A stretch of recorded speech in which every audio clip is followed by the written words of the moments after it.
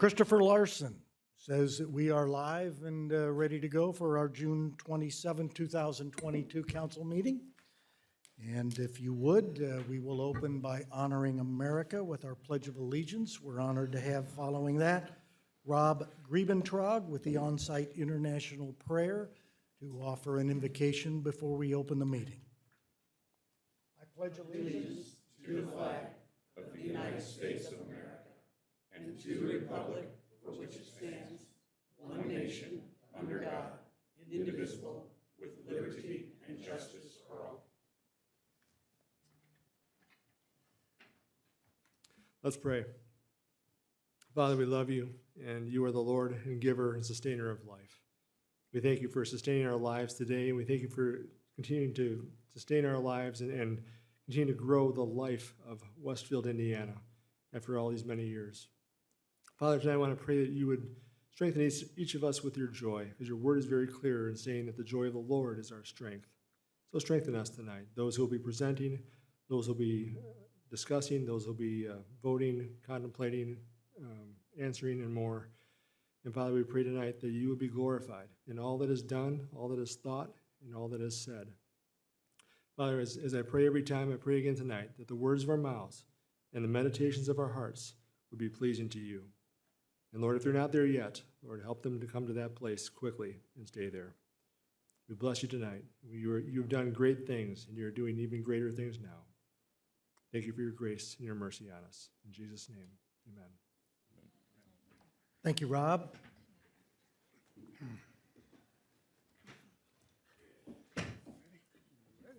Mr. President, would you care to conduct the meeting? Thank you, Mr. Mayor. All right. Cindy, could you please note the presence of a quorum?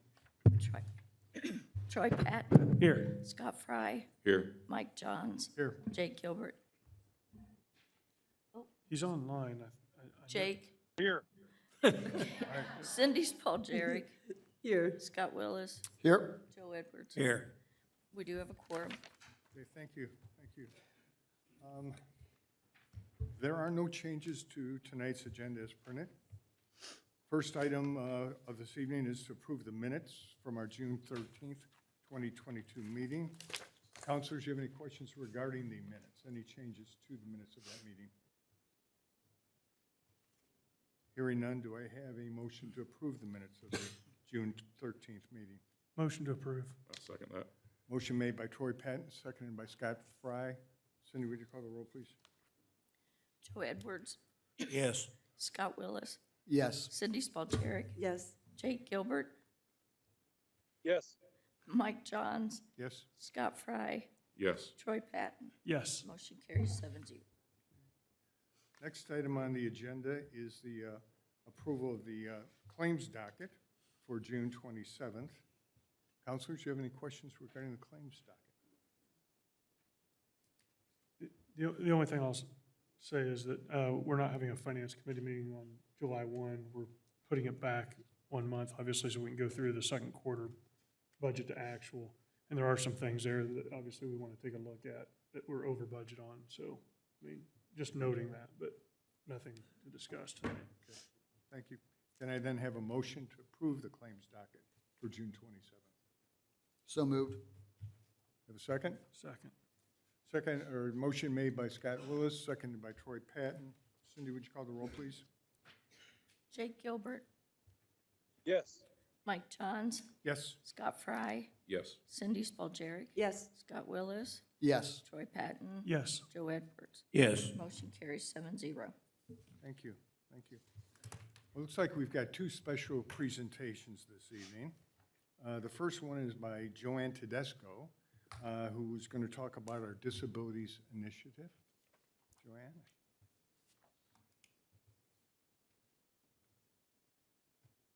Hi, Joanne. Okay, there we go. Off to a good start here. Good evenings, council members, Mayor Cook, and the council staff. It is an honor to be back here again this evening.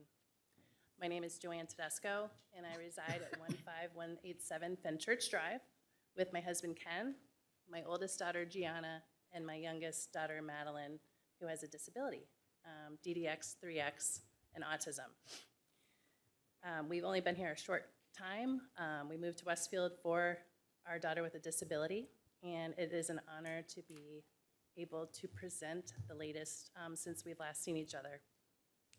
But before I go on with the update, I felt like it was important to give just a quick overview of how the conversations began for those that might not have remembered and those that might be in the audience that weren't here previously.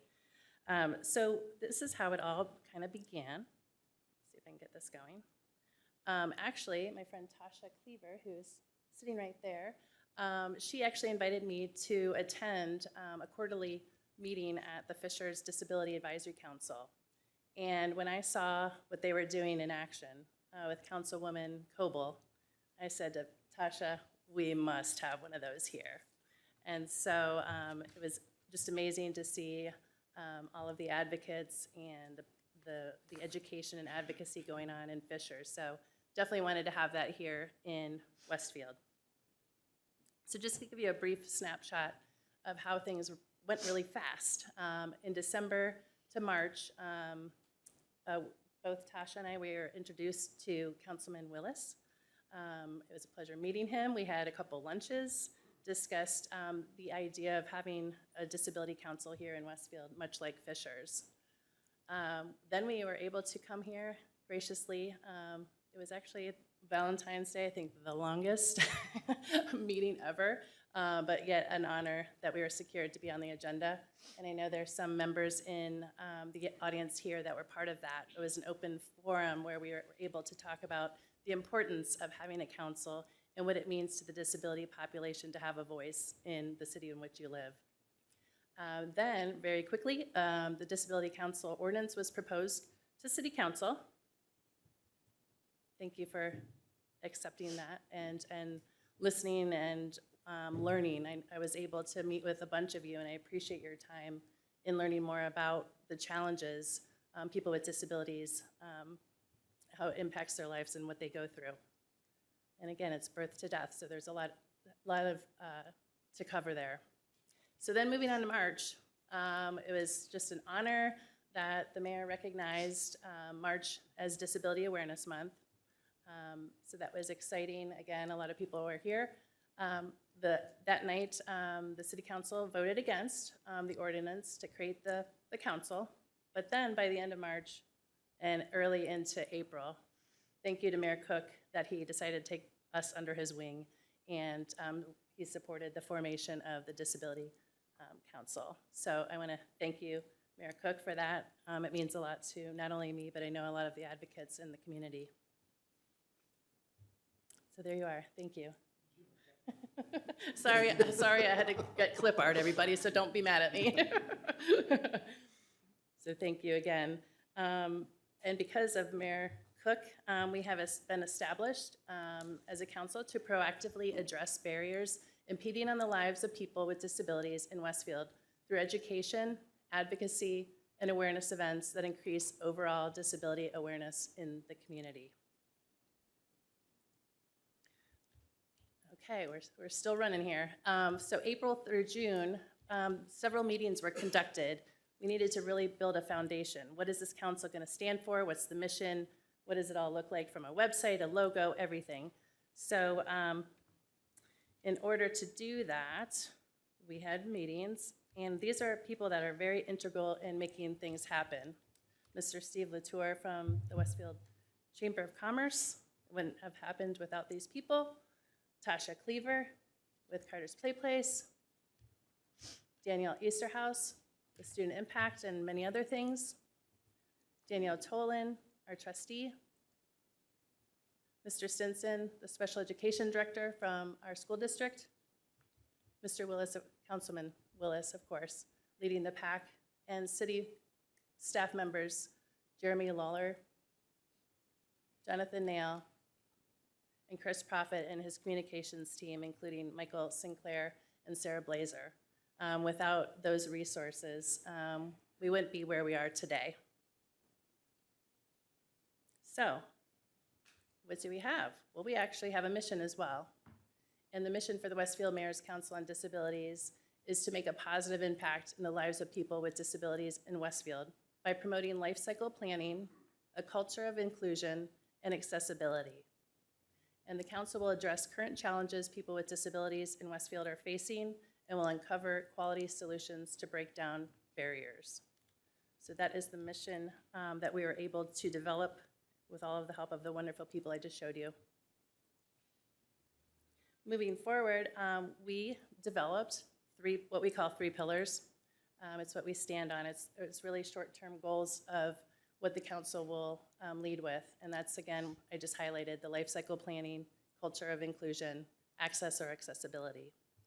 When we look at long-term goals behind the scenes, when we're not out in the community advocating and educating, we're going to be looking at some other long-term goals such as housing, transportation, and workforce development. Well, the council needs a logo. We need an image. And this is the beautiful image that was created by Michael Sinclair and approved by the mayor just recently. I want to tell you a little bit more with Michael's help.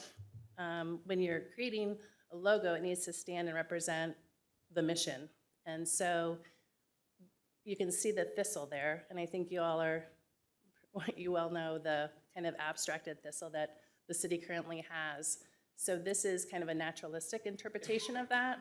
And the way that thistles grow, it's connected to overcoming adversity, naturalistic protection, and is a symbol of resilience. And those are great conquering words for what our council will represent and conquer. The color palette is basically from the city palette, the green representing growth, the blue opportunity, and the yellow nourishment. So this thistle green represents enduring growth in the face of obstacles and hardship. The sky blue represents a constant and welcoming horizon. And the yellow is representational of the sun and implies the nurturing power and potential the council can spread within and over the community.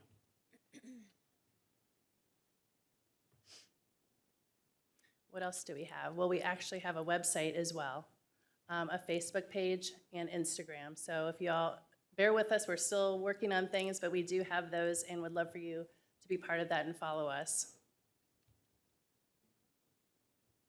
So what is next? We need your help. We've created this kind of roadmap, but we can't do it without you. So please join us as part of the council to help educate, advocate, and create positive change for those with disabilities in Westfield. And you might say, well, how do I do that? Thank you for asking me. And that is by emailing. So what you need to do is just send an email to info@westfieldmcd.com and express your interest in being part of the council. Again, we're forming, underneath those short-term, we need people to help us push things forward as well as get started on some of the longer-term issues as well. So just send us an email and let us know that you're interested, and we will be sure to keep you updated on meetings and what's next. And again, what is next? I'm glad you asked me again. And what is next is the council will be hosting its first event. It will be in commemoration of the ADA. It's the 32nd anniversary, and we are pleased to celebrate that anniversary on July 26th when it was signed between 11 and 1 at Grand Junction. We will be having some wonderful speakers from ADA talk about the history and so much more. And then we will be talking to other council members who are part of disability councils in Fishers, Carmel, and Lawrence as well. So we're gonna get them together and showcase how it can be done for other cities within Hamilton County, not just in Westfield. So I hope you'll all join. Come in for some fun. And then just an overlook into some events that are on the calendar. For September, it's person-centered planning through life course.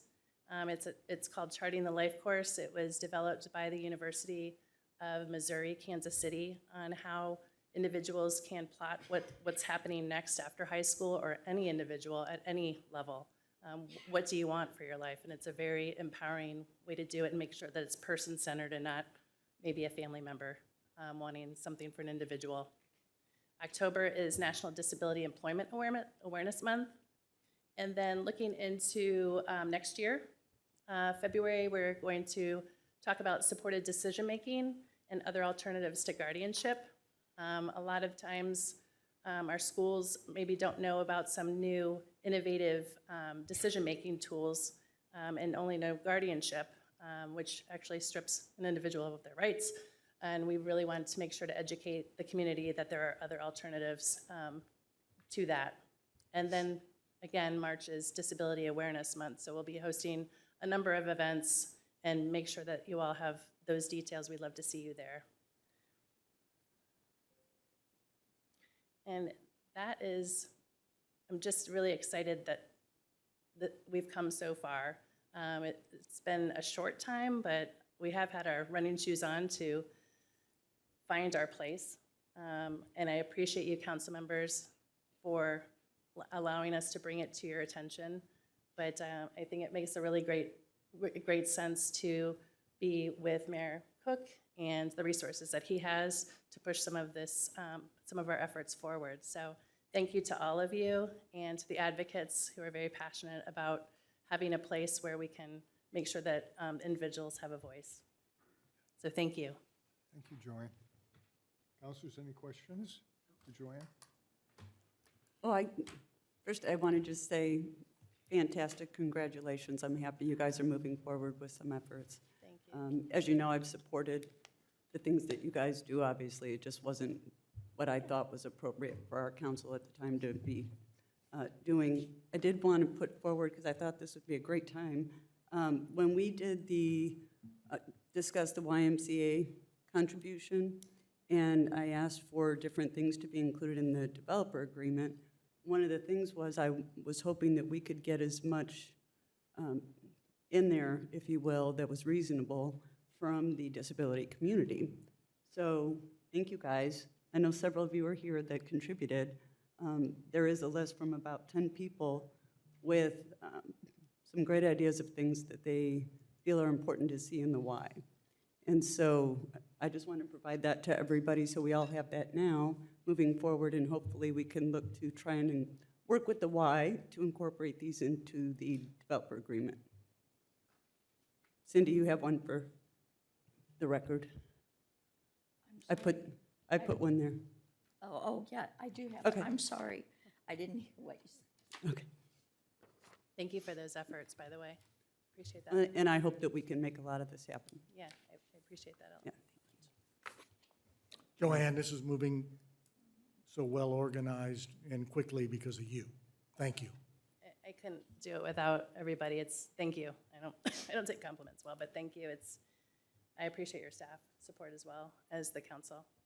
And I hope that we can all work together well moving forward. Joanne, we look forward to another update from you, perhaps maybe in 3 months from now or so. You come back Would and love tell to. us where you're at. Would love to. That'd be great. Thank you. Thank you. Thanks again. So much. Okay. The next presentation we've got scheduled is Marla Ayler from the clerk's office. It's going to give us a report as what's going on there. Shorter than Joanne. Good evening, Mayor, Council, Department heads, and resident guests. I would like to begin by sharing how excited I am to be working part-time in the Office of the Clerk Treasurer. You may be aware that I recently graduated with a bachelor's degree in business administration. Excuse me. My concentration was in public administration, and this job not only helps highlight my understanding of the meanings, structures, and functions of public service, but it is also very purposeful given my coworkers' workload. The focus of my job is to provide the Clerk Treasurer's Office with research pertaining to fiscal items of concern or question. As you know, as a city, we face many changes and challenges, including increased service demands, fewer financial resources, and funds from higher level of government that test our abilities to adopt policies that improve the condition of our city, while at the same time, they must hold us accountable for the proper implementation of certain policies. This is Westfield's latest internal controls manual. I've read most of it. It was put together in 2018 by a former administrative staffer, and at more than 1,000 pages, it fails to succinctly describe certain processes related to tracking repayment of certain fees, taxes, and other expenses and revenues by department. The information I will be presenting tonight is in regard to drainage assessments paid last month, and I did include, I don't know if Kevin, you want to pull it up, but an Excel spreadsheet for you. In 2015, drainage assessment fees were paid out of Fund 641. 641 was the fund set up following the city's utility sale and when it was known as the Supplemental Reserve Fund. In 2016 and 17, these fees, which have historically been batched by department, were assigned to the department in which the bills were incurred and taken out of the department budgets. In 2018, however, the policy changed and drainage or ditch assessments are now drawn from one budget line titled in the budget Storm Services, which is further broken down into 3 lines: annual BMP maintenance at $100,000, ditch special assessments, which is what this would come out at $60,000, and NSF payments to the bank for $2,000. In other words, having paid the assessments in full for the entire year, we are currently $6,445.68 over budget. Obviously, not an excessive amount of money, but an overage nonetheless. Additionally, $125,000 was encumbered by the Board of Public Works in 2 different contracts this year. While allowable by the SBOA, if this council disapproves of the methodology, it is an internal problem that needs to be solved by council. At the very beginning of my research on this project, I discovered one city-owned property that was soon headed for tax sale, which was sort of the impetus for this presentation. To be clear, it is not my intention to impugn any person, department, or business, but rather state the facts as I know them in order to initiate a process that will work well for everyone in the future. In 2020, the SBOA reiterated in its supplemental compliance report that quarterly payments of $7,500 were not supported by a 2010 contract between the Downtown Westfield Association, or the DWA, and the city. In 2021, John Rogers highlighted a phrase in an email to my coworker, Debbie Tully, that pointed out that the agreement would continue on a month-to-month basis, which is where we are today. Executive Director of the Chamber of Commerce and the DWA, Steve Latour, informed me that the DWA is acting as the property management company for some of our city-owned assets, and he leases 2 buildings located at 531 Camilla Court and 202 Penn Street, which are the 1205 Distillery and Paris Insurance Group, respectively, for whom the DWA collects rent. Mr. Latour also shared that he would like the Westfield Economic Development Foundation, or the WEDF, which operates as a public benefit corporation, to fall under the Chamber's auspices in the near future, which is something I will touch on shortly. The failure to pay the taxes on time at 1205 was not 1205's doing, but rather the situation suffered from a communication breakdown within the city government, as the Clerk Treasurer's Office has no record of any lease agreements, insurance, or contracts pertaining to 531 Camilla Court. While Debbie exchanged emails with city administration, the county assessor's office, the SPOA auditor, Mr. Latour, dating back to April of 2021, 3 property tax payments were missed, initiating the threat of the tax sale, which was pending July 1st. Incidentally, other communications on the topic of the DWA date back as far as March 2020, while allocation determinations were made by the county auditor's office regarding when and what was exempt in 2020, paid 2021. So Mr. Latour and I met, and because he's the executive director of the DWA, he paid the back and current taxes on 531 Camilla Court as of June 10th. The only fall payment is the one that remains for this year, so we're all taken care of there. And thankfully, the situation has been rectified. But it added an additional wrinkle into my research of city-owned assets. The Excel spreadsheet shows every parcel for which we were billed drainage assessments. I've added for your convenience total acreage, the assessed valuations of each parcel, along with a general description of where the properties are, and noted in many cases if there's a structure on them. I will happily answer any questions regarding the information contained in the document at your request. 202 Penn Street, the building east of the Barker Cabin and what is often recognized as the Old Heart and Soul Clinic, is also a city-owned property. It is rented by Paris Insurance Group through the DWA. The Clerk Treasurer's Office pays $75 annually on behalf of the city in drainage assessment fees. The property is currently listed as tax exempt because it's a city-owned asset, and it has only been assessed for personal property taxes as a commercial business, which they are paying. Most likely, it should be assessed for property taxes like the building at 531 Camilla Court, and those taxes would be paid as a responsibility of the lessee. However, because the DWA is the property management agent and such agreement has not been shared with the Clerk Treasurer's Office, we have no oversight of a non-government entity.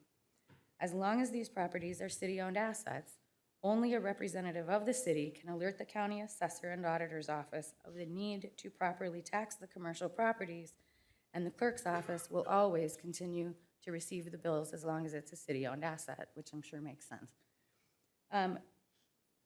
Okay, another interesting circumstance. Oh, sorry, let me back up. Furthermore, the DWA collects rent on both of these buildings, yet we have no idea how much that rent amounts to, despite paying them the $7,500 quarterly. Mr. Latour and I discussed the unique circumstances that have been created, and he, like me, wishes to bring the items to light and find some policy or procedure that works for everyone. Another interesting circumstance is that of the Westfield Playhouse and the Westfield Economic Development Foundation, or the WEDF. The WEDF was established, approved, and filed with the Indiana Secretary of State's office on March 25th, 2008. Created as a nonprofit public benefit corporation, the WEDF is the lessee, while the city of Westfield acts as the lessor of 0.3 acres of land located at 220 North Union Street, also known as the site of the Playhouse. Subsequently, relative to agreements reached in 2019, the foundation is the landlord to its tenant, Main Street Productions. According to the ground lease, the annual base rent is $1 per annum and was payable to the city of Westfield on the commencement date of the lease, which was recorded November 25th, 2019. Perhaps the dollar was meant to be illusory, but it is not clear. Further, the contract requires proof of insurance, but the clerk's office has no record of it. Main Street Productions pays $1,000 per month in rent to the WEDF. The Clerk Treasurer's Office pays $25 per year in a drainage assessment fee to the Hamilton County Treasurer. We have verified that we've never received a payment from the WEDF, nor do we have a process in place to recoup drainage assessments from them. There is a default clause in the contract between the WEDF and the city. Whether you believe they are in default is perhaps something the council must determine. In addition to the questions and concerns already presented, and as the city enters into budget season, the Clerk Treasurer's Office wants to highlight the following points and ask the following questions for your consideration. The storm services ditch assessment line is over budget. Drainage assessments need not be batched by department if you choose not to charge the departments accordingly in the city budget. Should we continue sorting the bills by department, and would you prefer that parks be billed to the Parks Department or Public Works? Grand Park parcels are billed to the Westfield Redevelopment Authority rather than the Westfield Redevelopment Commission, and to our knowledge, the RDA has no account for money, unlike the RDC. Westfield Welcome is operating out of a city-owned building, and drainage assessments are billed to the Westfield Redevelopment Commission, but paid in the same manner as all the others. The DWA collects rent on buildings owned by the city, but the city pays the drainage fees without recouping the incidental fees from the private companies. There is an ethical dilemma created by leasing city-owned assets to private companies rather than public entities. The Westfield Library is its own taxing unit with its own board and perhaps should pay its own drainage assessments. ProX drainage should be paid by the business, not by the city. There should be a clear and direct path to communicate the need for repayment rather than having to send multiple emails over the course of months and in some cases years through multiple channels. It's important to recognize that the Clerk Treasurer's Office also serves as the official archivist in all municipal governments. common public documents, including public meetings, agendas and minutes, resolutions and ordinances, but they're not limited to these items. We should be receiving municipal leases and agreements, bid documents, and financial instruments, but have largely been ignored. Administration shouldn't be making decisions in a financial vacuum. Rather, this council must increasingly request that administration and department managers place the costs of all programs, expansion of existing services, and proposed mandates on all reports, which should be received by the government fiscal body for its consideration. Do you have any questions about all of this that I can help with? Yeah. Fire away, I'll see what I can do. I mean, gosh, I have plenty. I mean, I was trying to, just gotta It was a remember. lot. Yeah, It was a so lot, I and get I the was trying not drainage to- issue, right? So, I mean, clearly, people aren't paying their own drainage assessments for their properties that they're occupying. So just, the rents, who's getting the rents? The only buildings that I know are truly rented are being received by the DWA. Is that in their contract, Well, to be able to receive those rents? the contract is linked, but. I mean, because I just read it while I was sitting here, but I'm not an attorney, but I mean. Nor am I. I don't see where they have the authority to collect rents and to rent properties. The way, I could give you my interpretation, but in a nutshell, I'll That's- just say, that's no, okay. I don't think so. Okay. How much is it? How much are they receiving? Mr. Latour would have to tell you that. I did request them, but he wanted to speak with the board. Yeah. Again, I think transparency is obviously the issue here, and I mean, we're clearly not being transparent, and not maybe on purpose, but it's something that we need to address, probably memorialize some of those things.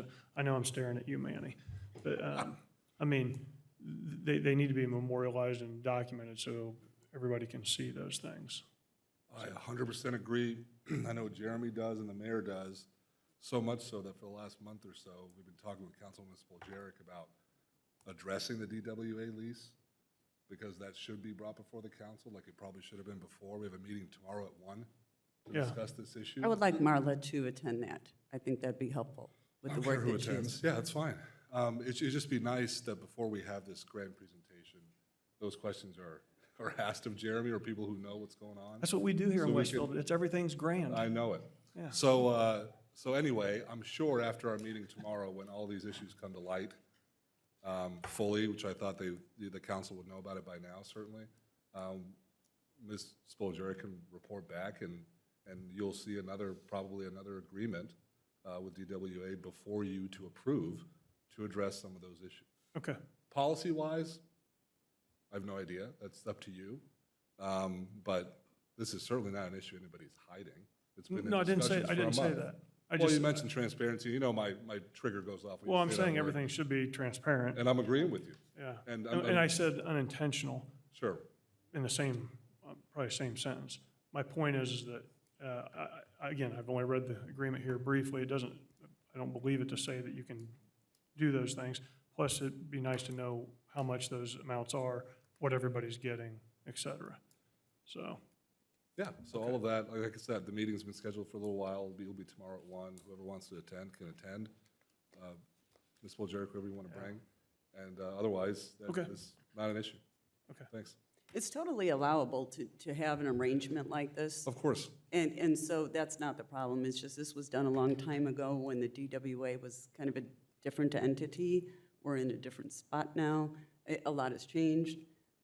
So it's not necessarily the best agreement now. So. And the city's perspective, I think, probably, right? Of what, at that time, I believe the understanding was the city didn't want to be a property manager, which I could understand at that point. Yeah. And even now. So now, when so much is being produced at one of those, with 1205 Distillery, and what that means for the city, I think Councilwoman Spoljaric is right. It needs to be probably revisited and brought to everybody again to see what the best path forward is. But no, this is, and to her point, exactly right, completely allowable and happens thousands of times a day. Well, it It's should so be in- it allowable should that be it's, in writing, it's in statute. Well, it is in writing. And the sublease, and I agree, that's why we're restructuring it, right? It should be tweaked. And that's why she brought it up, and we've been working on it. And you'll see the updated proposal once we kind of hash out whatever Councilwoman Spurgerik wants to see in there, some other issues that we want to address. Those will be brought before you. And just to add, I really wasn't, Steve has been wonderful to talk to. I think he's very forthcoming. I probably didn't give him enough time to meet with his board to decide if they wanted to give me those lease agreements or not. But overall, I think it was an important kind of study in how much land do we have, what are we paying drainage assessment fees on, and then to point out that the process did change, which some of you would know, some of you might not know, and what do you want that to look like? Do you want it billed by department? Because there's not a lot of sense in batching it by department if no one's ever going to look at it in a batch. So in terms of the priorities of government being more effective and more efficient, that's not something that would need to be done. So if you guys want to advise on the budget, how that should be done, that's what I was thinking when I put the spreadsheet together.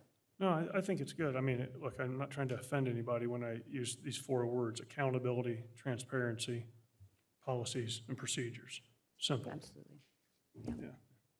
And I agree with that 100%. And I'm glad you were there. I'm glad you discovered that there was an issue with the taxes before we had a piece of city-owned property go to a tax sale. Right. That would not have been a good thing to happen. Right. So, and, yeah, I think I was just happy that Marla is where she is now and performing the function, because one of the things that came out of our audit last year was the fact that we needed to look at policies and procedures and updates. And really, I think I had talked to Cindy Gossard. That's one of the reasons she hired Marla, was to take a hard look at the clerk's office and to make sure that they had their policies and procedures in place. And certainly we thank Cindy, we thank Marla for being involved in doing that. Thank you for your time. Hopefully, you. I'm hoping that she can do with a lot of the projects that we have, that she'll be able to give a report every council meeting, so. Thank you, Cindy. But So I- thank you, Marla. Yes, thank you, Marla. I do have a quick question on this, considering that we're developing budgets. So when I don't know what the term batching means. If we're talking about the name on the invoice that comes from the county, is that what we're meaning by batching? To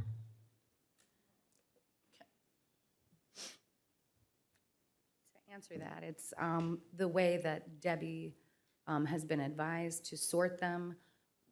For instance, ProX kind of stands alone, and it's not in the Grand Park. I guess when I say batch, she's grouping them together. ProX stands alone, and if you go back, there's actually a column called Debbie's Batch Label. So you'll be able to see what's attributed to Grand Park, what's attributed to Grand Junction, what's attributed to the city or streets.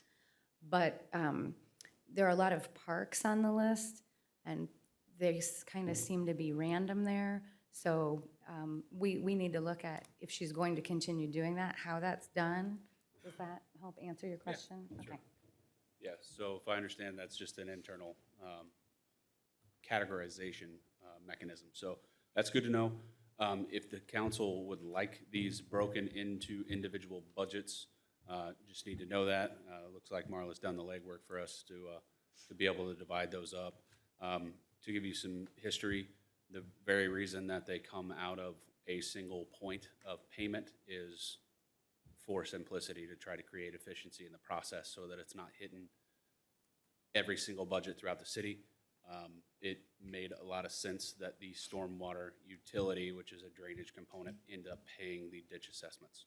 That's how it got restructured back then for simplicity. So, but we can break it back apart. We can put in a new appropriation number. I don't know if it'll have to be created or not for every single line, and put them back in. So with that in mind, the biggest chunk of this is streets, so that is the ditch assessment for public right-of-way. Do you want that coming out of an MBH or LRS line that subsequently then takes money away from our maintenance funds? Or would you like for that to hit a general fund budget?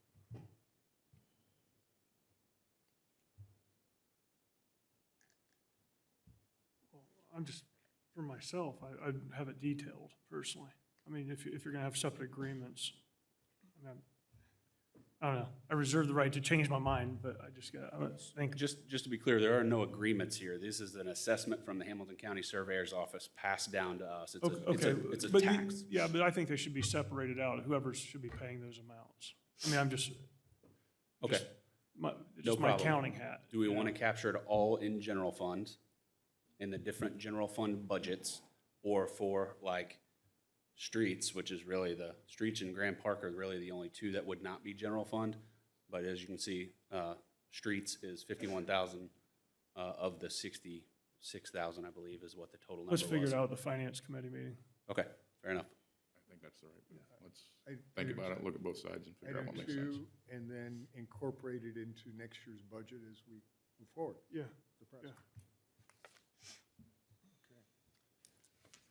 All right, moving on then to old business this evening. First item of old business is ordinance 22-09, creating a local historic preservation commission. This item had a council introduction on February 14th, public hearing on March 14th, and it's up for adoption consideration this evening. Okay, so during the last 3 months, there have been several changes made to that ordinance. But before we review those changes, I want to just make sure we get everybody updated as to the background of this ordinance and how we got there, okay? The reason we even had this ordinance presented was it was part of the mitigation agreement for State Road 32. And I'm going to read directly the verbiage from the letter.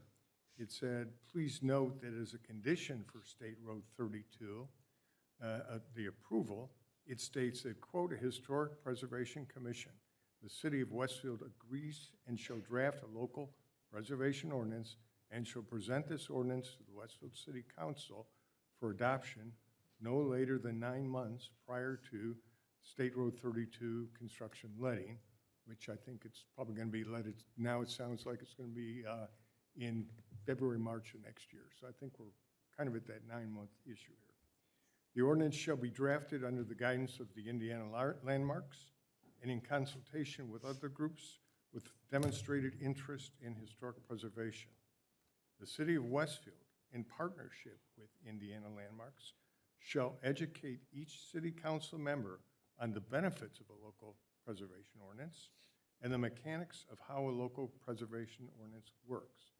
The city of Westfield shall fully advocate for the adoption of a local preservation ordinance, and it is anticipated that the ordinance will be passed by the Westfield City Council.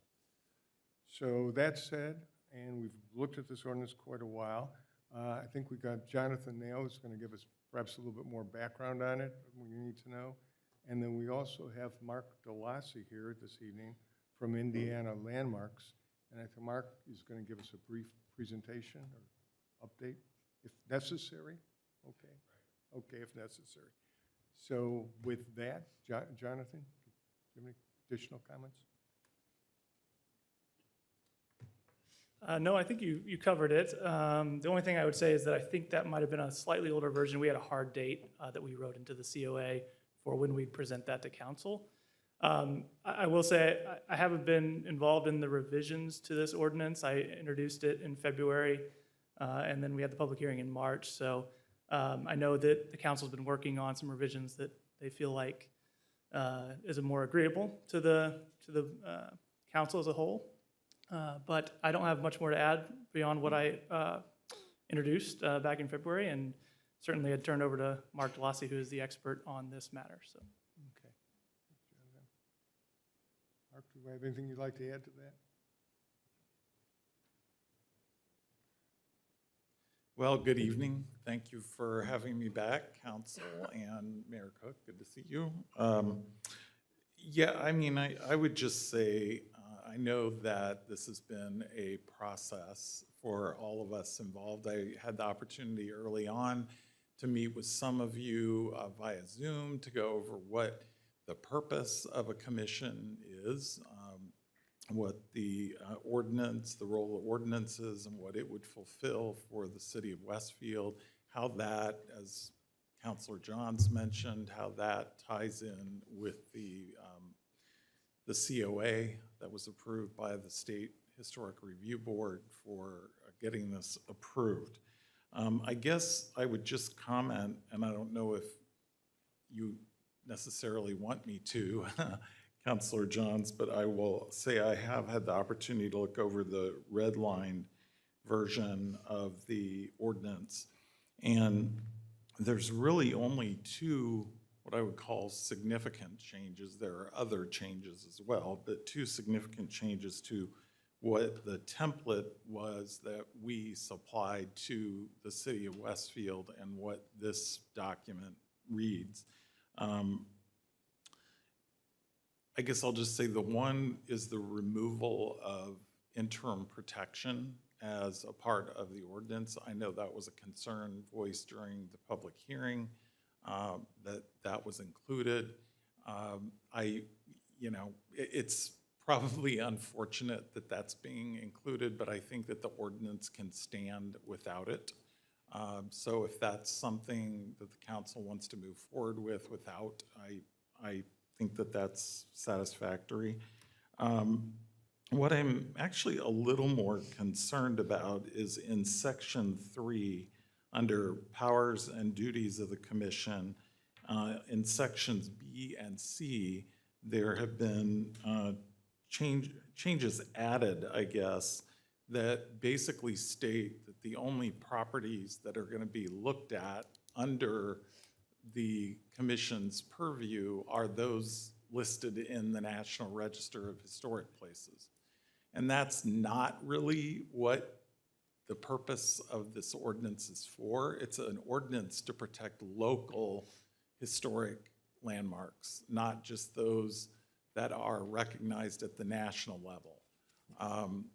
So while you certainly do have properties that are listed in the National Register, your downtown core is Union Bible College has a structure or two that is listed in the National Register. But I'm afraid that what you'll do ultimately is perhaps exclude or leave out the potential for protection of some other properties in the community that those owners may want to pursue this protection. And so I would just point that out. I would say if indeed you do want to pursue passage of the ordinance with similar language in here, what I would recommend is that you add in listed in or eligible for the National Register. So that at least would mean that even though as of June 2022, a property isn't yet listed in the National Register, if it is 5 years from now, it could still potentially be locally designated under your ordinance. So that's just the addition of a couple of words, but those words could be important in the overall process. So that probably is my preference, would be just to strike those changes in section 3. But again, if you do decide to move forward with those, I'd add the or eligible wording. Mark, I'm going to go ahead and, can I ask you a question? Of course. Yeah. Okay. The way the verbiage now reads as modified is it provided, however, no building structure or site shall be classified as historic unless it's contained as a site in the National Register, or the property owner agrees to the designation in writing. So if it was... Is that in C? That is in C. Okay, I'm sorry, because my copy didn't, my version didn't come through with the red line. This is the newest version. Okay. As of today. Okay, So this is the current version. okay. So by adding that verbiage, the property owner agrees to the designation in writing, we're kind of, from a property rights standpoint, we're allowing the individual to want to participate. But Mike, you wouldn't even know or have them be eligible when it has to be classified historic and listed on the National Register in B. Well, I mean, and that was my concern that I've had in reading this, that the National Register portion is the part that's got me. And again, just because, you know, and their stuff changes, and that might not be amenable to what we're trying to do either. And so, you know, but C gives the protections there that you're talking about, but I at least want the option to have a look to see if we should be including other things, or I want the commission to be able to do that. So I was the one that asked to put that in. That was a last-minute change. And the reason I wanted it in there is I can't support an ordinance that's going to strip rights from property owners of their property. I'm very uncomfortable with the government coming in and saying, you can't touch your house, you can't paint it, you can't do this, you can't do that unless you come through us. I'm just not comfortable with that, and I won't approve anything like that. So I asked, and that was the language that I think Mike and Ann worked together to come up with that met my needs. I don't know how other counselors feel about that, but I'm to blame for that comment. No blame intended. I think what I would suggest is if that, and I'm sorry I don't have the C language in front of me, but what I would suggest is to leave in the part about the property rights, but not necessarily tie it to the National Register. You can still say, I have a locally significant property that maybe should be protected with the owner's approval. That's okay. I don't know that I think that necessarily has to be tied to the National Register. But I don't think it is. I think it's an either or. Oh, is it? It's an Okay. either Like I or. said, I don't have that language in Yeah. front You of me. want- yeah, So you can have my copy. the B says that have previously been classified historic and listed on the National Register. So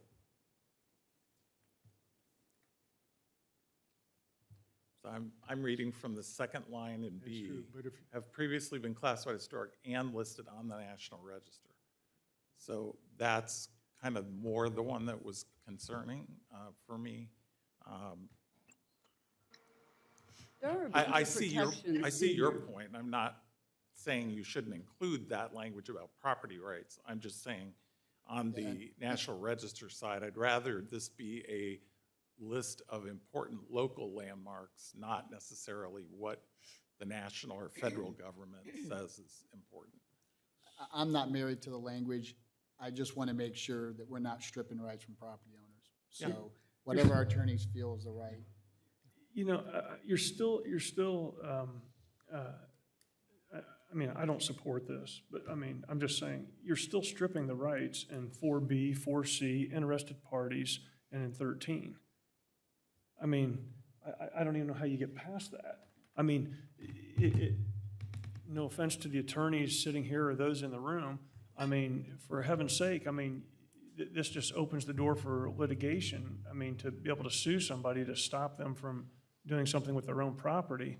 And, you know, I'm for less government. I mean, I don't want a council to tell me what I can or can't do as a citizen. I mean, with my own property. I mean, I think 4B, 4C, interested parties is absolutely overreaching, and 13, you know, I mean, I don't know how you get past that. I mean, unless you think the government has the answer for everything, and if you do, then. But Troy, there's provisions in here, like if you're a single property and you don't want to be on there, you can petition to be out and you will be out. Why would I have to petition to be out of something if it's my own house? Because there's also things in here that could be of benefit to you, and that's something we haven't talked about much in here. There is provisions in here for this commission to be able to, you know, have assets and buy and sell and do things like that. Think about something, like we have our facade improvement program, right? Yeah. This commission could potentially accept donations from, say, companies or what have you, be able to have potentially a pot of money, somebody who lives in one of these districts and, you know, could be able to petition to have some money out of there to do a project that would contribute further to that. Do you know what I mean? There's actually, like, I know people see it as this, like, huge thing that's going to take away their rights. There's not that. And most of the time, they're going to be allowed to do everything that they want to do. So it's not like that. It's basically just doing something to protect the historical character of very specific sites. I don't actually disagree with what you're saying, right? But you can petition to be out of it, number one. I don't like that. And then if you look at actually 13, and again, I read the earlier version, so I was trying to catch up on these sections. It says, you know, an interested party has a private right of action to enforce and prevent violation of a provision of this ordinance or an ordinance adopted by the city under this ordinance, and with respect to any building, structure, or site within a historic district, has the right to restrain, enjoin, or enforce by restraining order or injunction temporarily or permanently any person from violating a provision of this ordinance or an ordinance adopted by the city under this ordinance. That's enough. I mean, that means any interested party can sue to enforce your action. And I agree with you, Cindy. I'm not saying that people can't contribute and do things, and there's probably some benefits to those people who want to be in there, but I'm saying the people that don't want to be in there are the ones that, I mean, you know, again, I'm not an attorney. I mean, and I didn't stay at a Holiday Inn Express last night, but I'm pretty sure that means they can enforce something. I mean, historic landmarks could actually sue me as a homeowner, even though they're not even part of Westfield. Just to belabor me for a year. I mean, and put me and tie me up in the courts. It's true. I mean, I'm not saying it would happen. Right. So here's what I would say, if I may jump in. I'm all for preserving history. Interestingly, I thought that I was maybe the reason that we had that "or agrees" to the designation in writing. So everybody mark your calendars. Scott Willis and I agreed on that. There's nothing more important than the property owner's rights as it relates to this. I think we've removed everything that says you can remove yourself. The key point for me is you're only opting in.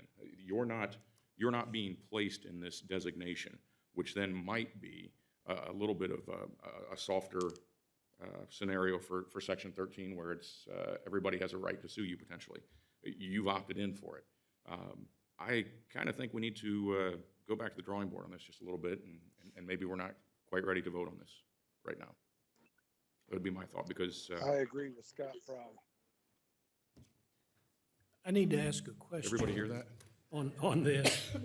How does one get historic status through this commission?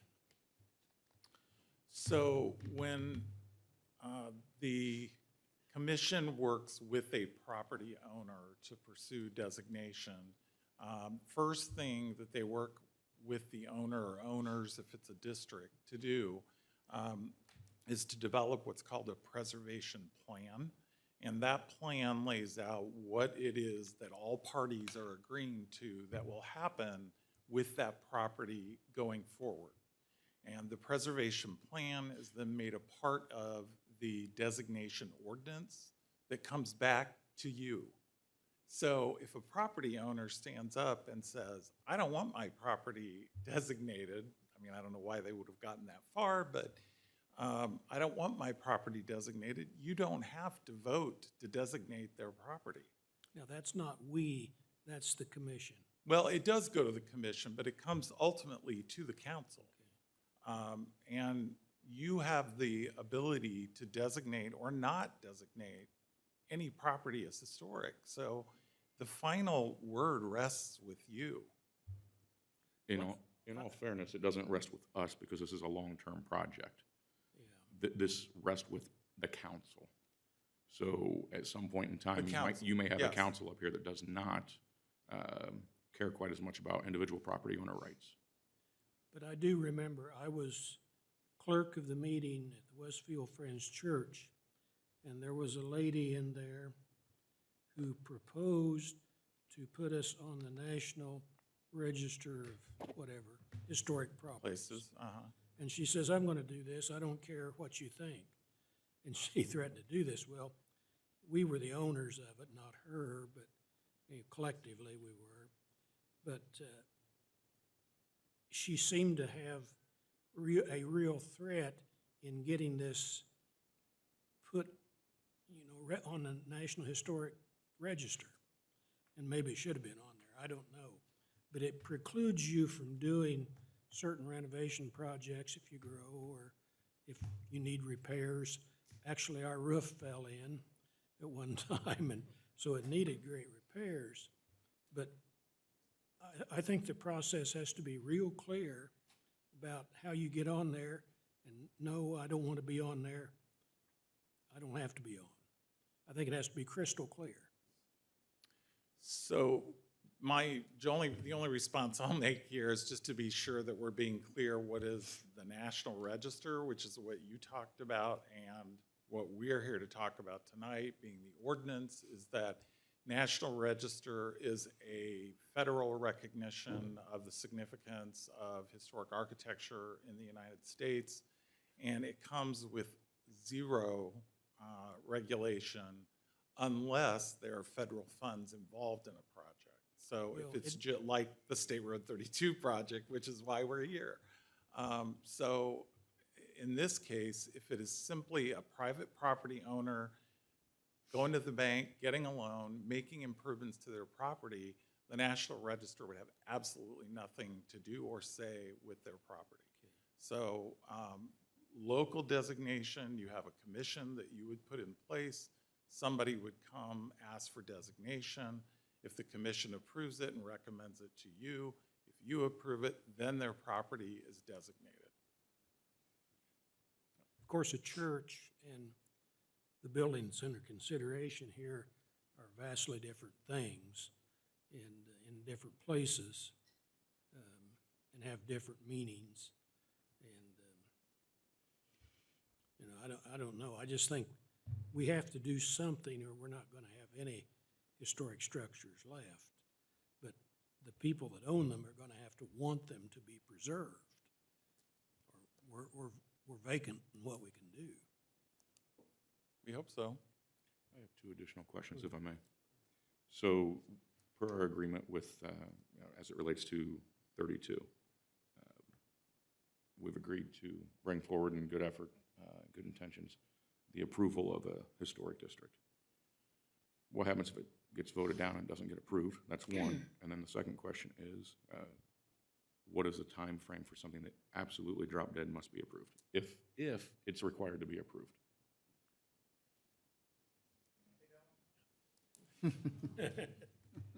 Yeah, so I was actually in this room talking to the review board when we were negotiating some of these COA terms, and the thing I came back to was that I couldn't commit that you all would approve this local preservation ordinance. It's certainly not within my power to say that another entity is going to approve this local ordinance. So I was very clear about the fact that you do not have to approve this. We have met our commitment as far as presenting it, advocating, and educating per the COA. Certainly, I think we all agree that it's a good thing to have in place. But the short answer to your question is there is no requirement for you to approve strictly in accordance with the COA. Thank you. Will we lose What would be the funds? timeline, though, John, to approve it? Can we take? The another timeline was, couple I believe, weeks? in March of '22 to present it, but there was no stipulation on when it needed to be approved necessarily in the COA. And I can distribute that COA again to you all if need be.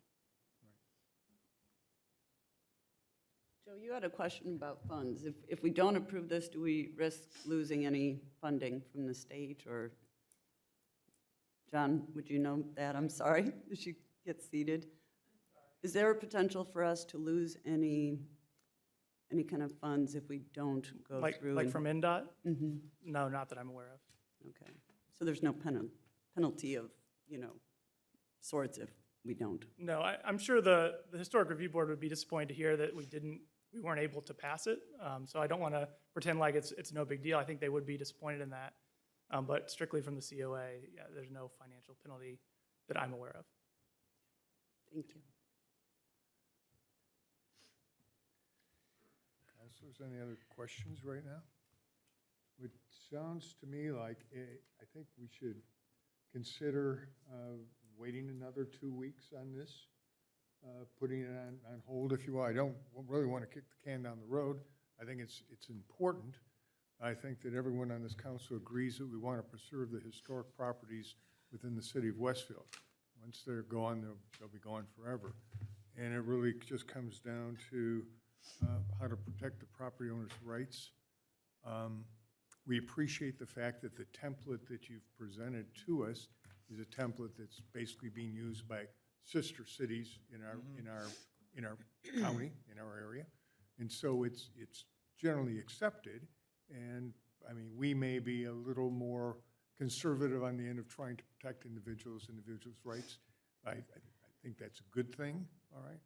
And we also have a right to have our own template and tweak it too, so that it fits the needs of the Westfield citizens and residents. So if it's okay with everyone, then I'm going to suggest that we push this back for 2 weeks and put it on our next agenda. I agree. Okay. Do I need to take a vote on that? It's tabled. Can I have a, Scott, you wanna- I make a motion that we table this until our next meeting. Second? Cindy, would you call the roll, please? Cindy Spalcherik, Yes. Jake Gilbert, Yes. Mike Johns, Yes. Scott Fry, Yes. Troy Patton, Yes. Joe Edwards, Yes. Scott Willis. Yes. Motion carries 7-0. I just want to thank Mark DeLacy for joining us tonight and for your effort in helping us try to work through this issue. Jonathan Neal, same thing. Thank you. Okay, for input. All right. Moving on to our next item for this evening, ordinance 22-23, City of Westfield, Indiana adopting second-class city status. This had a council introduction on May 23rd. Public hearing was held 2 weeks ago on June 13th. It is up for adoption consideration this evening. Jeremy, would you like to review this ordinance with us? Certainly, yeah. For the record, I'm Jeremy Lawler with the City of Westfield. As you stated, this has been introduced and had public hearing. Public hearing was not required, but I appreciate your guys' guidance on getting that done. The ordinance, for those that are not or have not been involved, statute allows a city to go from third class, which is our current standing, to a second-class city at a population of 35,000 or more. We have far exceeded that based on the latest census. As such, we have recommended or are recommending council consider changing our classification to a second-class city. That comes with the addition of a council district. So there will be 6 elected council districts, as well as another at-large member. So the council would go from 7 members to 9. It also then requires the establishment of an elected city clerk and then an appointed controller, a controller appointed by the mayor to manage the financial aspect of the city. In this statute does not require it, but the mayor has suggested that the city council recommend a controller that can then be appointed by the mayor, whoever that mayor would be at the time. So all sitting positions would stay until the end of 2023. This would become effective in January of 2024. The only change to the presented ordinance post-introduction is that in section 6, the last sentence there, the Common Council at its first meeting in January of 2024 shall vote to recommend a controller, which the mayor will consider and may appoint. So Councilor Spoljarek brought up a good point in the original version that this sitting body would then be making an appointment for a controller to what would be could be a new administration and or a completely new council. So we did modify that. That is the only slight change in the ordinance to accommodate that request, which made a ton of sense. And I know we've talked about this quite a bit over the last month, and I'm happy to do my best to answer any questions. I also have Manny here to help as well. May I add one more thing, Jeremy? Yeah. Councilman, before before council comments. Another issue that was brought up, and I forget who brought it up several meetings ago, was can we now stagger terms? Because the council Spoljarek brought it up. So can we stagger terms? And unfortunately, and I've been through, it's the first time this question has come up, not only in my career, but in the career of Election Commission General Counsel, has been doing it 34 years. The answer is no. It had to be done during the reorganization, the transition phase from town to city, for a lot of reasons that I don't need to go into tonight, but I do want to let you know we've addressed that issue, and that is not allowable. And also one other small correction, since it's been pending for a little while, the threshold has now been dropped to 34,000 for a reason I don't know. Okay. That's it. Thank you. Thanks. Jeremy, will you get me a copy with the changes? Did you say you had a? Yeah, it's the one posted to the agenda. It's specifically section 6, and it's the last sentence, but I'll forward that to you. Okay, thank you. Manny, you had alluded to me that you thought after talking to the state that perhaps there would be a way to do it by ordinance, the staggering. The staggering, yeah, so it's, again, I won't bore you with all the details, but there's a provision in the relevant statute, there are a couple, but one main one that prohibits staggering after that kind of sweet spot threshold period during the transition. If that part were to be amended slightly, and/or if the council chose to do it by ordinance, and went forward with it, and it ran a complete election cycle, and frankly, nobody sued, and the only person or people that would be able to sue and have standing to sue are those elected, and the two in the election, that would be a way to do it. So it's either a legislative fix initially, or essentially rolling the dice with moving it forward, because there is some ambiguity with it, because it's such like I said, it's a novel issue. It's an issue of first impression. So we both landed on the side of, if we were to interpret it or had our crystal ball in the current Supreme Court setting, how they would interpret it, with the newly appointed Justice Moulter included, we thought, given the statutory text in that one particular provision, staggering would not be allowed. So really, it would be a legislative fix that would be the surest way to do it, to allow the council then through ordinance to adopt the staggering in a various amount of ways. I mean, you could do it any way you wanted, but at that point, you have the ability to do it, and you could do it during the next election cycle, whether or not, I would say, this got adopted. So you could even do that if this got adopted. Okay. Can I have comments, questions from any counselors? I think everyone's had a long time, sufficient amount of time, to think through their position on this ordinance. So, do you have any questions or comments before we vote?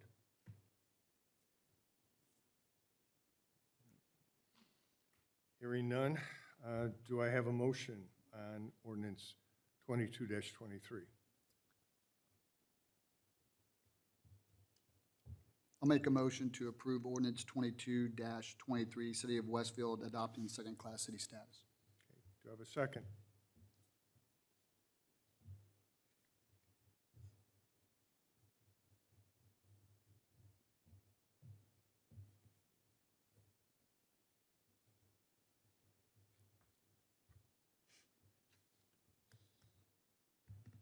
All right. Would someone like to make another motion?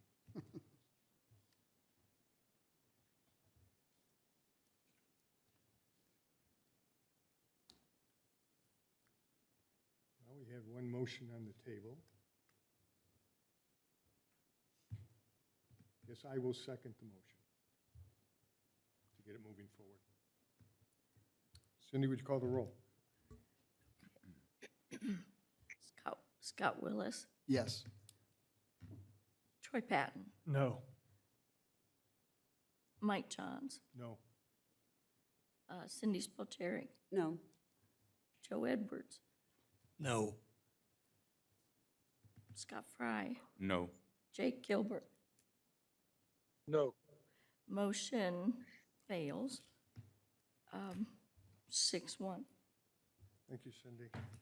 Thank you all. Appreciate your consideration. regardless of how it turned out. I did want to remind everyone that statute does require us to redistrict this year as a part of the census. So if you could give us an update on where that is, or let me know if I can help in some way, I'm happy to help. Thank you. Thanks, Thank Chairman.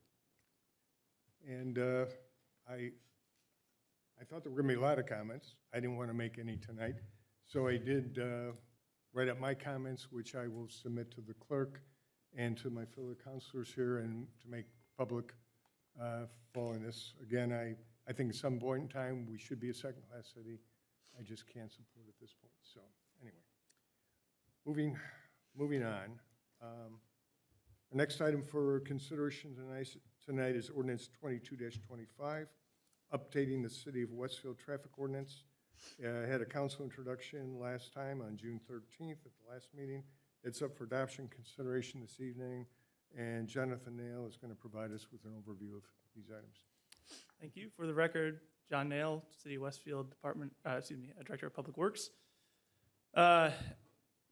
In accordance with how I introduced this at the last meeting, we are required to, we're not required, but we update our traffic ordinance annually to allow for our police department to enforce the rules of the road legally. So most of the time, because we are a growing city, that update includes new public streets. As a residential development comes online, they build our standard residential city streets. We need to have speed limits, stop signs, et cetera, within those neighborhoods and make them enforceable. So the update to this evening in front of you is essentially just the update of the new subdivisions that have been brought online since the last update. And then a couple of things to note. We did add no parking areas on Park Street for 20-minute restricted parking at the request of some of the restaurants on our Park Street corridor. We added stop signs, or made some changes to stop signs. One in Ashford Place subdivision, going from a two-way to a four-way, as well as Maple Village subdivision, adding a four-way stop at Wendover Avenue and Retford Drive. And then Tomlinson Road, Cox Avenue, and 203rd Street, going from a one-way stop to a three-way stop. And then lastly, two speed limit changes before you. The first one on Union Street, north of 161st Street, up to our downtown area. And then 191st Street from East Street to Moontown, within the portions of that road that we still own that have been annexed into the city. So I'd be happy to entertain any questions you may have about this update. As I mentioned before, it is a rather long ordinance because it has all the exhibits attached, but we do provide this kind of handy cover sheet to just highlight what has changed since the last time.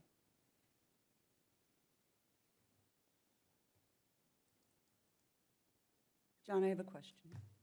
And I sent you a few emails, so thank you for the response, but I didn't get a response to my very last email, at least in time that I could see. If you recall, it was about whether or not legally a speed study had to be done for the change. Right. Do you have an answer for that? I'll turn to Manny as far as the legality of it. What I will say is that best engineering practices will say that a speed study is the starting point for making a change to a speed limit on a roadway. In this particular case on Union Street, we were not able to do a speed study because we had construction on 161st and Union roundabout. Any results from that speed study would be significantly skewed by the fact that barricades exist just south of 169th Street on Union. So you're not going to see a lot of traffic to begin with, but also that traffic is essentially just local traffic only approaching the closure at 161st. So I'll turn to Manny as far as the legality of whether it's legal to change the speed limit without a speed study. I will say that generally speaking, we do provide a speed study before making that change. And that's what my concern was. I know that we've had issues in the past where things might have been done. And again, I'm not going to sign my name to an ordinance if I'm doing something that might not be legal. So that's why I just wanted to know, and whether Ann or Manny can maybe advise on that. Yeah, I just don't want to be in trouble. generally I advise that a speed study be done before it's fully implemented. It adds a layer of protection in case there's a lawsuit that comes from the change in any degree. But as John said, if there are issues with getting it in, and then when the data could be skewed, it's best to get it at a time when it's kind of normal. And so ultimately, yes, I think we should, and we usually do get one. And that's always my recommendation.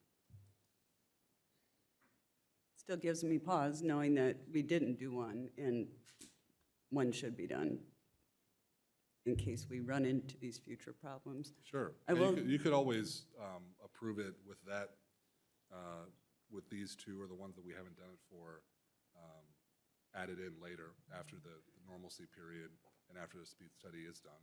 That's an option too, just to get everything else in line and passed and reserve these two issues for an amendment in a couple months. Well, the one on 191st, and that's complicated because we share that with the county. And interestingly, they did a speed study, I think, last year, and they wouldn't lower the speed limit, which didn't make sense to me with all the development there. But then they redid it again, and now they're willing to come down even though it wasn't 100% supported to do so? Yeah, it was borderline, I would say. I think their recent speed study had 80, so without getting into the weeds, 85th percentile is what we go by for a recommended speed limit. Their 85th percentile speeds were 47, 50, and 50, I think, in the three segments. So there was one in there that supported potentially a 45 mile per hour speed limit. We certainly want to keep it consistent throughout the corridor, so you don't want a section for several hundred yards that's 45 and then it goes to 50 and back to 45. So they looked at it. They had certainly, I know the county had gotten several resident emails asking to reduce it as well. So I think they just, understanding that the data was there that could support it, they made a call to go ahead and make the reduction to 45. And we were happy to reduce it as well. We've been actually wanting to reduce it to 45 for quite some time, but their data hadn't supported it up until 2022. Yeah, it almost seems like it should be even more than that, like down to 40 or even below, just given what's coming to that. And we'll continue to monitor those speeds and certainly utilize enforcement as needed as well. Okay. And I will Well, point so I'm out, okay with the 191st one because I know that the speed studies have been done on that at least provide the basis. But this one for Union Street, until that's done, I don't think I can support that. I'd be happy, I mean, if you guys want to make a motion to approve with the exception of the Union Street, I'd be happy to do a speed study as soon as we open that roundabout up to traffic and see more normal traffic patterns. We can get a speed study done and come back to you for that change. I don't want to be the only one. I mean, that's the thing, if I'm the only one with this concern, then, I share that concern, so I would definitely welcome the change. Cindy, can you make that motion? I'm trying to figure out the best way to say that. Okay. So I will have a motion to approve ordinance 2225, updating the City of Westfield traffic ordinance, although removing the 191st Street and East Street to Moontown Road speed limit reduction from 50 to 45 until a speed study can be done. Slight correction, though. Union Street is the one you want removed. Oh, sorry. Yep. The other one? I'm not used to doing this on the fly. I apologize. We didn't get this document last time either, so thank you. Union Street from Valley Farms Drive to 161st Street, speed limit reduction from 40 to 30, removing that until we can have the speed study done that warrants the change. Sorry. I will second that the motion to approve ordinance 2225 as it reads with the exception of Union Street modification. How about you send me, I'll put as amended, and then you guys send me what you're saying, because I didn't get all that written down. We can do that. We can do We can do Thank that. you. Cindy, would you call the roll then? Joe Edwards, Yes. Scott Willis, Yes. Cindy Spalgeri, yes. Jake Gilbert, Yes. Mike Johns, Yes. Scott Fry, Yes. Troy Patton. Yes. Motion carries 7-0. Thank you. Our next item, ordinance 22-26, authorizing the City of Westfield to issue certain economic development lease rental revenue bonds and authorizing and approving other actions in connection therewith. This had a council introduction on June 13th and is up for adoption consideration this evening on June 27th. I believe this is really the last ordinance in a string of ordinances that we needed to finalize the Union Square Garage program, project, correct, Jeremy? Yeah, that's correct. So this approval would then, again, Jeremy Lawler with the City of Westfield, would allow for the issuance of the bonds necessary to construct the garage. The ordinance is as introduced. I do have Catherine Finello on the line, and Jim Treat with O.W. Crone is also here to add any context and/or answer any questions you may have. Councilors, any questions, comments? Hearing none, can I have a motion on ordinance 22-26? So moved. Second. Motion made by Joe Edwards, seconded by Troy Patton. Cindy Gasser, would you call the roll, please? Jake Gilbert, Yes. Cindy Spalgeric, Yes. Mike Johns, Yes. Scott Fry, Yes. Joe Edwards, Yes. Scott Willis, Yes. Troy Patton. Yes. Motion carries 7-0. Moving on then to new business this evening. Ordinance 22-30, additional appropriation of the 2019 and 2020 general obligation bonds. This had a council introduction on June 13th, and we're going to, well, We are introducing tonight and we public are hearing introducing on it July tonight, 11th. is what we're doing, on June 27th. And then there'll be a public hearing following on July 11th and up for adoption consideration on the 11th. So, Yes. Jeremy? So thank you, Mr. President. And again, Jeremy Lawler with the city. Before you tonight for introduction is ordinance 22-30, an additional appropriation of the, specifically of the bond proceeds from the 2019 and 2020 general obligation bonds. So there was an oversight during our 2022 budgeting process that we did not establish or appropriate these dollars for spend. So specifically, it's $3,172,229.74 from those two general obligation bonds that were previously approved.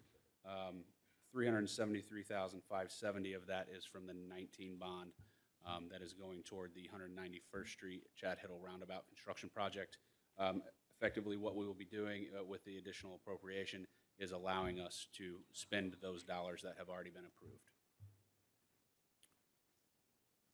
No new dollars. Dollars that are in the bank and have been allocated to either vehicle equipment purchases for police and fire and public works, and then additionally construction projects that were previously approved. I'd like to see a detail of what we're spending it on. Sure. Yeah. Yeah, it's the same as presented prior, but I will be happy to put that together and distribute that to the council between now and. Yeah, but I mean, a lot of them are different years. I mean, it's, you know, Yeah, so there is just the one appropriation, 348,013,474, which is construction from the 2019 GL bond. Otherwise, that bond is closed or the proceeds are spent, and then all the rest are from the 2020 GL bond. So it'll be the same dollars that were appropriated last year that have not yet been spent, should have been appropriated in the 22 budget process. Did not happen. We would be then appropriating them for spend. But yeah, I'm happy to get that description and distribute that to you folks. And it is very likely a part of that last bond ordinance. Jeremy, were these scheduled to be paid in to be used in 2022? They were, yeah. With that said, there may be some carryover on the Public Works construction line for projects that could not be closed out potentially and will spend in '23. Okay. And I So- apologize, I don't have that So memorized this, with those so projects. again, this was just an oversight that it It was not was. put on this year's budget. Yeah, and if I So recall previously, just- we did not, we didn't do a budget that got approved by council beyond when the council approve the ordinance. But there are now either recommendations or requirements from the clerk's office to appropriate these so that they can be spent appropriately, which is completely fine, and we will know better moving forward. Just to ask a stupid question, so the appropriation here, I mean, these aren't necessarily, that's the amount that was appropriated, that's not necessarily the amount that hasn't been spent. That is the amount that has not been spent yet. It doesn't add up to 3.1 million. I will, I mean, just on the face, 2.7 million plus 373,000 plus 110,000 plus 255,000 is definitely over 3.1 million. yeah, there's an omission there. So the 3.17 is specific to the 2020 GO bond. I believe the 373 is in addition to. Either way, we'll get that fixed. It is very possible that my Excel sheet calculation could have been incorrect, but we'll get it fixed. Any other questions? Thank you, Jeremy. Thank you. Next, It's actually about 4 million. yeah, it's about I mean, Thank you. Yeah, we'll get that updated before the public hearing. Next item is our ARPA fund allocation discussion. And I think Cindy Spiljerk, Councilor Spiljerk. Do my best to handle this one. So we just had our June 16th meeting, and that'll be in my report later. But our primary goal there was to try and finally get our evaluations done of these applications for the nonprofit funding requests that we had with the ARPA funds. So in total, we had 7 respond, and they went through a 2-stage process, and there were 3 different reviewers, independent reviewers, and they received rubric scores. And so you'll see that there's a spreadsheet included that has recommended dollar amounts for us to donate. If you recall, in our plan, we approved $500,000 for nonprofit assistance.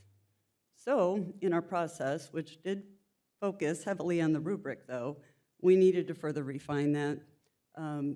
There were some issues in terms of some nonprofits had already received funds. The request was far more than the $500,000. So we did have to figure out how we were going to do that. So 4 of the committee members did provide what they believed to be the fair amount given the rubric scores and the rest of the detail in the applications. And I will say that Scott Willis did have to recuse himself due to a conflict of interest, being on the Student Impact Board. But what you see in front of you is the numbers we came up with. And so the averages did not total exactly 500,000. We did take the percentage that they were going to receive out of the allotment and kind of add that back into it to make it the total 500,000 of the request. No one's getting 100% of their request with this, but they are all receiving something. And most are receiving quite a bit of what they requested, except for one that scored pretty low on the application process. I don't have the associated document that we would like to probably use to officially approve this. I wanted to bring it to council to discuss what this committee recommends. This was what we agreed to in a formal recommendation to council, but it's not finalized yet. We don't have agreements with these entities yet, but those will be forthcoming if we do choose to do this. So I wanted to get any feedback today and see if we're ready to go and get these nonprofits the help. Is there any comment? Councilors, any comments? Cindy, I have a question. Yes. Did any of these receive ARPA funds from the county, and how was that factored in on the rubric? Very much so. In fact, I don't have it all right in front of me right now, but I believe at least 3, I think 3 at least, yes, received in at least some funding from the county. And again, it got very tricky because some had applied for a portion of their programming and not the rest. So maybe a subset, like I know with the Education Foundation, it was for more of the preschool stuff that they applied with the county, so that left out K through 12. So we had some issues like that we had to work out within their details.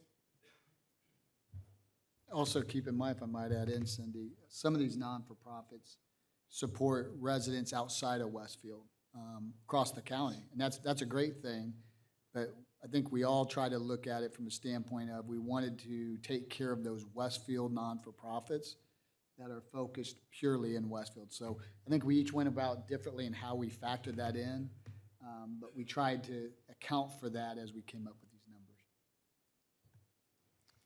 Yeah. There's no exact science to this, but this was an equitable process that used independent reviewers primarily to come up with the rubric. So if that helps anybody feel better, we did try and make it as non-biased as possible. I certainly appreciate the effort, because I know there was a lot of time spent, a lot of effort put into this. One thing I would ask, and I guess before I ask, I guess I have a question. What is the process moving forward? It's going to be brought to us for an official vote, and is that vote going to be per line item, I would assume? Or is that going to be an all or nothing type of vote? Well, it depends on how you want to do that. Okay. We have this, already included this total amount in our plan right now. When we bring the actual plan back with the amendment, it would have these individuals and the dollar amount listed in that plan. We would also have individual agreements with them in terms of how they can use those funds, if you will, and everything to make it legal and in terms of reporting for us and them.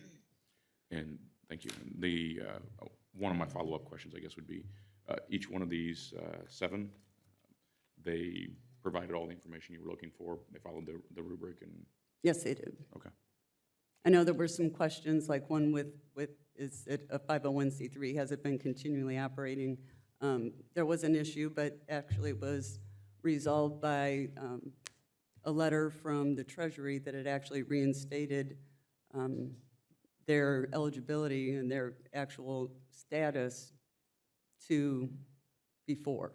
It was retroactive, if you will. Okay. And so it took out that equation that might be a problem. One last question that I can think of right now, if I may. Is it possible, before we vote on this, where would I find their ask? So each one of these entities, what was their initial ask? Oh, I could get that to you. I'm sorry. We Excellent. probably should have Nope, put that no in there. problem at all. You did a. I could tell you there's a lot very of work generally. I involved. think I might remember for each one if there was a quite specific one you were wondering about. I would just like to Okay. kind of see it all. I'll get that to you. Right, thank you. Yeah, no one got 100% of what they asked for, and if you got only a fraction of what they asked for. Sure. Back to Scott Willis's point, could we also see I guess, the percentage of people or totals of Westfield residents that they're serving? Since some of these do serve residents outside of Westfield? Yeah, I mean, that was a question in the application that we'll be able to get you if you want me to pull that out for each application. It was one of the Thank review, you. it was in the review criteria too, as a weighted point system in there, so I will get you that information. Thank you. Thank you for doing a thankless job. It's not thankless, and I know that, you know, this is a lot of money with these ARPA funds, and you really want to make sure you're doing the right thing. And I do know that we have organizations doing fantastic things here, but for the most part, a lot of this, they have so much additional need that was generated by the pandemic. And they don't have the ability always to go and make up, you know, those losses. So hopefully, if we do approve this, it will be meaningful to them and help them provide more services, especially to those that are extra challenged by the pandemic. Can I ask one more question? Yep. All right. Column I, we've got the percentage of the total allotment by organization. Is it safe to assume that that also is a pretty fair representation or a pretty fair indicator of who was able to prove most financial impact from COVID? Does that kind of line up, or is that not necessarily the case? I'm sorry, which column? The percentage of allotment. So so when we added up all the numbers, not, like, for example, I didn't and Troy didn't, our numbers didn't total 500,000. One, because I abstained and Troy used a different formula in what he wanted to do. Let me interrupt if I may. Yeah. So I'll try to ask my question more succinctly. Column I, it's showing of these 7 entities, here's what percentage of the allotment they're getting. Does that closely match what they provided as far as financial impact that COVID had on their organization? Column H, you mean? Yeah, column H. Well, I was looking at sure. Either way, you can look at it either way. I mean, as a percentage? Yeah. The answer is no. No, that's just purely so we had a shortfall of $36,186. And it was agreed by the council that we wanted to hit the $500,000 mark. Because Troy and I did not account for $500,000, that's why we had that shortfall. So what we agreed to do is we would go back and determine the percent of allotment for each line item, and then multiply it to get that number to basically bake out that $36,186. Okay. Does that make sense? Sorry. No, I follow that completely. I'm not doing a very good job of asking my question. So based on the percentage of the overall allotment, this appears, and if I'm looking at column I, it appears, whoever we've got right here, Westfield Youth Assistance is getting the largest overall percentage. Were they also the ones that was organization out of these 7 that was most impacted financially? I does that- personally would say no. It's kind of different, you gotta understand, because they had different requests, I mean, very different requests, in terms of the amount and what they were seeking. And some things we had to take out, you understand, because we don't fund those things, or we weren't going to fund those things. Like, most of us did not support the vehicle purchases and things that, they might have wanted to do a depreciating asset. So that's where it gets a little tricky Okay, to so say the percent of the allotment. It's probably. That's what I was looking at. You're with me, so I was trying to Yes. figure out if that's in some sort of order there, but it's not necessarily the case. No, because some organizations actually did a better job of fundraising during COVID. For example, Student Impact had a good year of fundraising. However, their demand and their attendance in Student Impact quadrupled. So, each organization was different. Some lost money, some didn't. Some had more strain on the services they were providing, others maybe not so much. So there was a lot of factors that went into it, and that rubric was supposed to kind of flush that all out and give us a score that accounted for everything from loss to impact to how much did they support Westfield, to all these different factors. But it's not black and white. So you get these rubric scores, and then we try to go back and look at what they were asking for and try to disseminate, okay, what do we give them, what don't we give them? And I would argue there's no script that we're all following. We had 4 people No, I evaluating it in 4 different ways. No, I That's why get you it. got 4 different numbers. I get that part. I was just trying to better understand if there was a relation here to the percentages that we're looking at. That's fair, yep. That's all. I appreciate it. All I'd add is, again, this thankless job. Well, Trying but to tonight prioritize is specifically, my goal, and I know because budget season, all these nonprofits have been in this process for a while, and they also need to do their budgets. And so, my goal has been to try and get this out quick, as quickly as possible. And so bringing it tonight to see if I can get some kind of consensus that this is what we want to include in our plan. We want the developer, the development agreements, not the developer, but the nonprofit agreements that we'll have with them that we can provide to the Treasury if needed, that we could actually start working on those and have those to include in the plan. And I would add as well, the rubric that we used, the process we used emulated quite a bit what the county was doing as well. So we took their model, modified it for Westfield, but we tried to lean on other organizations that were a little bit ahead of us in terms of the process in this particular scenario. So, So, a couple of the councilors asked for a little bit more information. If we then push this off until our next meeting, is that okay? Are we still doing it within, allowing enough time for the nonprofits to do their planning?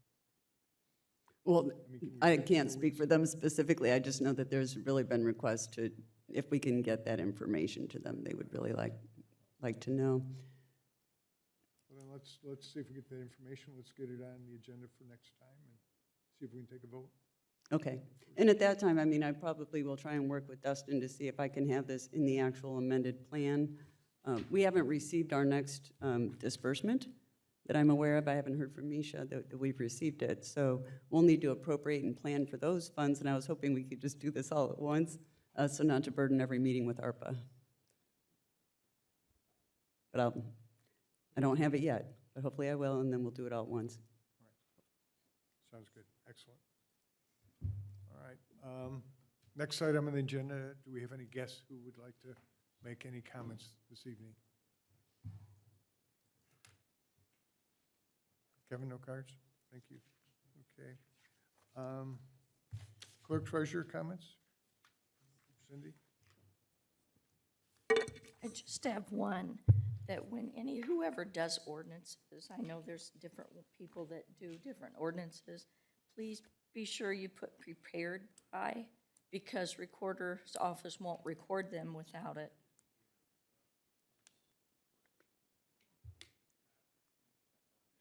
We do have one resident who'd like to speak? No, I didn't hear you say. I'm sorry. Council, my name is David Miller. I reside at 15960 Club Boulevard. Dave Miller of Westfield. I am disappointed tonight. I'm disappointed at the majority vote that came out for the second-class citizens.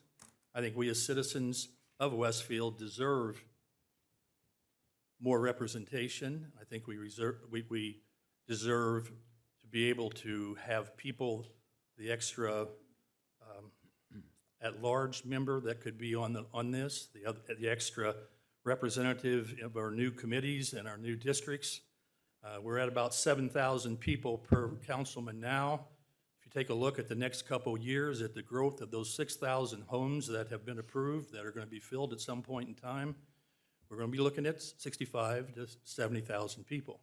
Now, these people will need to be represented too, in my opinion.